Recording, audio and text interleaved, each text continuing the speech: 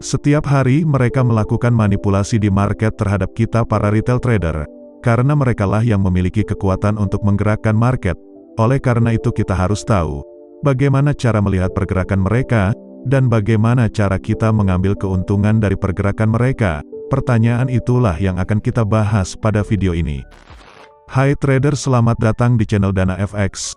Di sini kita akan membahas tentang berbagai topik yang berkaitan dengan trading forex berdasarkan pengalaman dan perspektif saya sendiri sebagai trader. Dan tentunya kalian para trader semua juga bisa bertanya dan berdiskusi di kolom komentar jika menurut kalian ada yang kurang dari penjelasan saya. Pada video kali ini kita akan bersama-sama membahas konsep dasar smart money untuk pemula. Jadi tonton video ini sampai akhir dan jangan di-skip, supaya kalian dapat memahaminya dengan lengkap. Smart money merupakan uang yang dikelola atau dikendalikan oleh institusional trader, sedangkan institusional trader adalah pihak yang melakukan transaksi dalam nominal yang sangat besar. Mereka adalah investor institusional, bank sentral, fund manager, dan para big trader. Mereka inilah yang dapat menggerakkan market. Oleh karena itu jika kita ingin mengikuti pergerakan market, kita harus bisa mengerti bagaimana mereka menaruh order mereka di market. Oke, langsung saja masuk ke pembahasan pertama. Jika kita mengandalkan keputusan pada indikator, sebenarnya kita tidak benar-benar trading di market. Kita hanya memasukkan angka ke dalam beberapa rumus matematika. Karena indikator tidak memiliki fleksibilitas, itu hanya persamaan yang digunakan berulang kali, tidak beradaptasi pada kondisi pasar. Stokastik, MACD, dan banyak indikator lainnya hanya memberi informasi lagging atau tertinggal. Indikator memang dapat membantu kita untuk menganalisa di chart, tetapi indikator tidak benar-benar membantu kita memprediksi kemana arah harga di masa depan. Indikator dulunya adalah alat yang ampuh, tetapi masa itu sudah berlalu.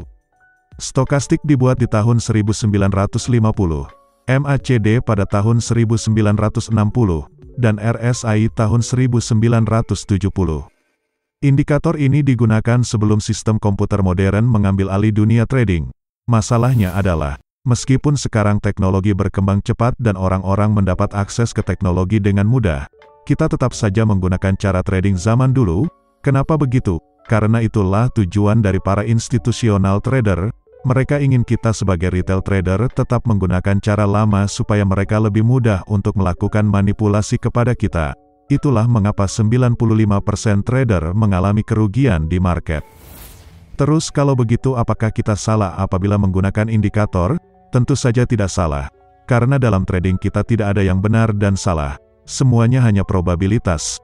Yang terpenting selama kita bisa nyaman menggunakan indikator dan menghasilkan profit, maka cara itu benar untuk diri kita. Karena jika kita mencari cara yang paling benar untuk menganalisa market, cara itu pun tidak pasti akan selalu berhasil.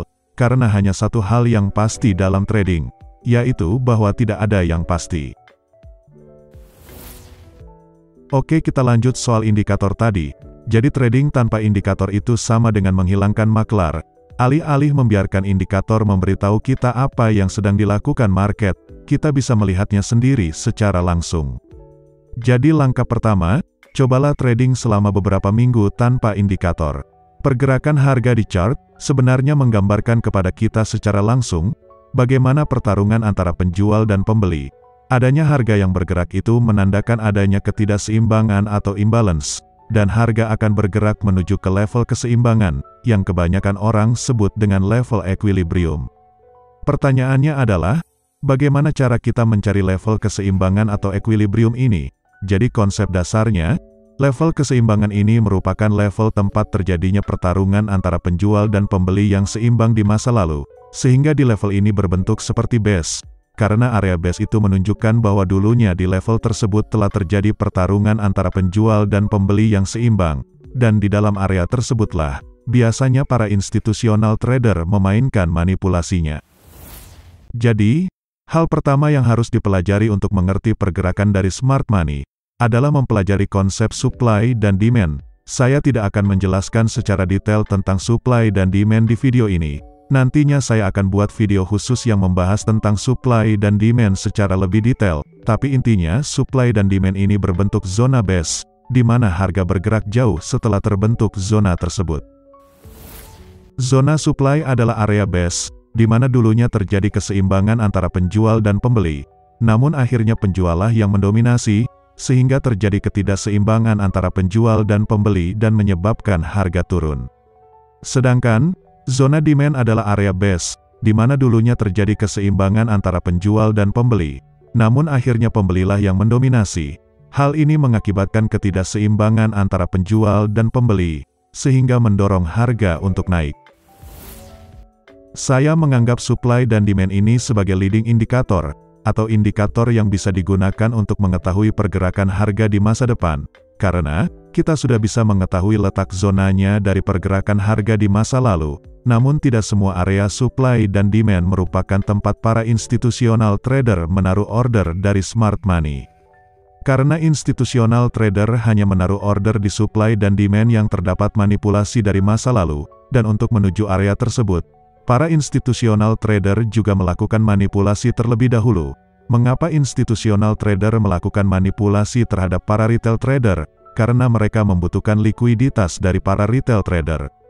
Oleh karena itu, smart money selalu menggerakkan harga ke area di mana para retail trader menempatkan stop loss mereka. Jadi inti dari semua pergerakan harga adalah untuk mencari likuiditas. Likuiditas menggambarkan seberapa mudah suatu aset dapat dibeli atau dijual. Ketika ada banyak likuiditas, maka order dapat dengan mudah diserap oleh market. Yang mana itu artinya banyak trader lain yang ingin mengambil posisi order yang berlawanan dengan order kita. Ketika likuiditas hanya sedikit, itu akan membuat order kita akan lebih sulit untuk diserap oleh market, sehingga ada kemungkinan order kita justru terisi dengan harga yang lebih buruk dari yang diharapkan. Inilah mengapa para institusional trader perlu menggunakan teknik khusus supaya mendapatkan harga yang bagus untuk order mereka. Setiap kali institusional trader membuka posisi, mereka masuk dengan volume order yang sangat besar jika dibanding dengan rata-rata retail trader. Bahkan saking besarnya volume order mereka, mereka dapat menggerakkan market secara signifikan. Jadi ketika institusional trader ingin memasukkan order mereka ke market, mereka harus memasukkannya secara parsial atau bertahap, karena mereka memerlukan likuiditas dari para retail trader terlebih dahulu. Sehingga pada momen ini mereka melakukan banyak manipulasi sampai mereka mendapat likuiditas yang mereka perlukan, baru market bergerak jauh sesuai dengan yang mereka inginkan. Aktivitas manipulasi dari para institusional trader ini menciptakan pola pada chart, dan semakin kita sering melakukan analisa dan trading dengan supply dan demand, kita akan dapat melihat dinamika dari pola tertentu yang terjadi sebelum momentum pergerakan harga yang signifikan. Aspek lainnya adalah para institusional trader ini tahu di mana likuiditas terakumulasi. Mari kita lihat ilustrasi berikut supaya lebih mudah memahaminya. Sebelumnya saya beritahu bahwa materi setelah ini sudah termasuk cukup advance. Jadi untuk para pemula jika merasa masih bingung itu wajar dan tidak apa-apa. Kalian bisa mencoba untuk memahaminya semampu kalian, dan tidak perlu merasa tidak bisa, atau terburu-buru untuk memahaminya. Santai saja dan nikmati proses untuk membiasakan diri melihat pergerakan harga. Oke, kita lanjut. Jadi di sini saya berikan ilustrasi dasarnya di mana ketika para institusional ingin melakukan entry sell di market, mereka biasanya akan membentuk pola, di mana ada dua resisten yang sama tingginya, yang mana hal ini akan dilihat oleh para retail trader yang ada di seluruh dunia, terutama para penganut support resisten akan melakukan entry sell di level tersebut, karena level tersebut merupakan level resisten yang kuat sesuai dengan teori support dan resisten di seluruh dunia. Kemudian ada aliran trader lainnya, yaitu adalah breakout trader, yang mana aliran ini melihat ada dua resisten yang sama tingginya, jika berhasil di break maka harga akan terbang jauh ke atas. Para institusional trader memanfaatkan segala jenis aliran tersebut untuk mereka jadikan likuiditas untuk mereka. Bagaimana caranya? Pertama, mereka akan membuat harga seakan-akan membentuk konfirmasi sell di level resisten tersebut. Kemudian setelah para SNR trader melakukan entry sell, mereka akan menaruh stop loss di atas resisten tersebut. Sedangkan para breakout trader akan menaruh buy stop mereka di atas resisten tersebut. Dan perlu kalian ketahui bahwa stop loss dari entry sell itu sama dengan order buy stop. Jadi di atas resisten tersebut terkumpul banyak buy stop dari trader yang entry sell dan trader yang ingin entry buy. Para institusional trader tahu bahwa di level tersebut ada banyak buy stop para retail trader. karena mereka sudah melakukan manipulasi supaya para retail trader terjebak untuk menjadi likuiditas bagi mereka, sehingga yang dilakukan oleh institutional trader adalah mendorong price untuk terbang ke atas, di mana menjemput stop loss dari SNR trader dan menjemput buy stop dari breakout trader. Para breakout trader ini menaruh stop loss mereka di bawah dari level resisten yang sudah di breakout, sehingga para institutional trader menekan price untuk ke bawah menuju stop loss dari breakout trader.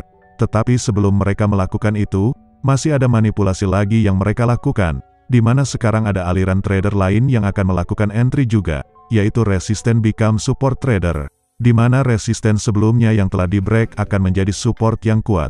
Kemudian para institutional trader akan membuat price terlihat membentuk konfirmasi untuk entry buy, sehingga para aliran trader ini melakukan entry buy ke market, dan para aliran breakout trader sebelumnya biasanya menambah entry buy mereka lagi, dan semuanya menaruh stop loss di bawah dari resisten sebelumnya yang sudah menjadi support. Dan apa yang akan dilakukan institutional trader? Mereka mengambil stop loss kedua aliran trader tersebut, yang mana stop loss dari entry buy retail trader adalah order sell stop, sehingga menambah tekanan kepada harga untuk semakin terjun ke bawah dan menciptakan pergerakan ke bawah yang signifikan. Itu merupakan penjelasan sederhana dari manipulasi yang dilakukan oleh para institutional trader. Untuk di chart nanti bentuknya tidak akan sama persis dengan di ilustrasi tersebut. Yang terpenting adalah kita bisa memahami arti di balik pergerakan harga, sehingga kita bisa membaca pergerakan smart money yang ada di market.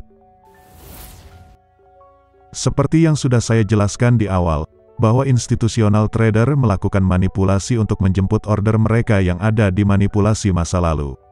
Sehingga yang pertama perlu kita cari adalah jejak peninggalan manipulasi di masa lalu, di mana di sini saya sudah menandakan zona manipulasi di masa lalu. Mari kita lihat lebih mendalam.